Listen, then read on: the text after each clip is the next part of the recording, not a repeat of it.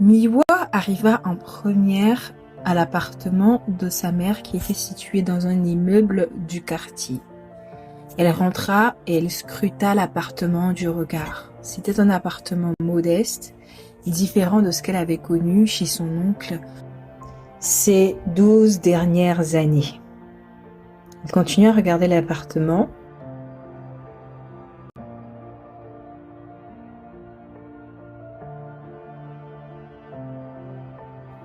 Puis posa délicatement son sac au pied du canapé et s'assit. Sa mère la rejoignit quelques minutes plus tard. Tu as pu trouver l'appartement. Tu vois, ce n'était pas compliqué. Je voulais prendre quelques affaires chez le boutiquier pour te recevoir. Je n'ai pas voulu que tu attendes sous le soleil. Je vais te faire visiter la maison. Voilà. Ton petit frère dort. Miwa n'était pas préparée à apprendre qu'elle n'était pas le seul enfant de sa mère. Je te mettrai un matelas à côté du lit. Tu dormiras là. Cette nouvelle la cloua sur place sans réaction.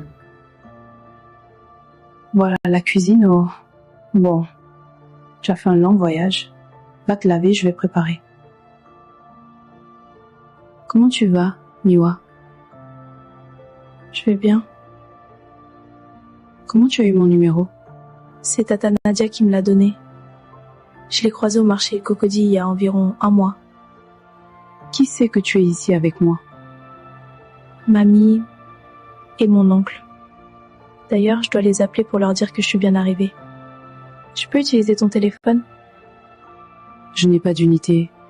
Demain, tu iras à la cabine. Puis un blanc, un silence lourd, un peu gênant, s'installa entre les deux femmes, entre la mère et la fille. Tard dans la nuit, couchée sur son petit matelas, déposé à même le sol, Miwa réfléchissait à sa vie, à la direction qu'elle souhaitait prendre. Ses plans ne se passaient pas totalement comme prévu. Pourrait-elle rester chez sa tante? Elle prit une décision le lendemain. Miwa marchait vers cette cabine téléphonique comme une personne qui allait entendre sa sentence lors d'un jugement. Elle arriva à cette cabine et même le regard de la personne qui gérait cette cabine ne lui présageait rien de bon. Allô? Tonton, c'est Miwa. Miwa, où est-ce que tu es? Je ne suis pas du tout content de toi. Tonton, ne te fâche pas, je suis désolée. Tu m'avais dit de te faire confiance. C'est ça la confiance? Écoute, je veux te voir à la maison ce soir même. On va rediscuter. Tonton, je ne peux pas rentrer, enfin, pas pour l'instant.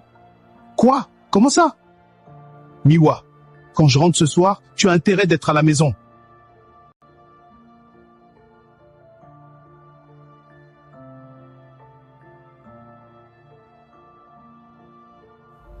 Cet appel ne s'était pas passé aussi bien que Miwa l'espérait.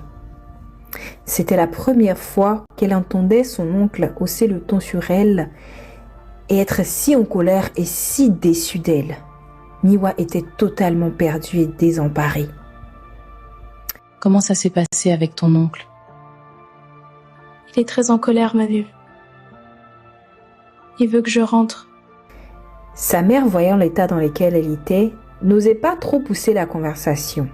Elle attendit un moment que Miwa soit plus apaisée, plus calme, propice à la discussion pour parler avec elle.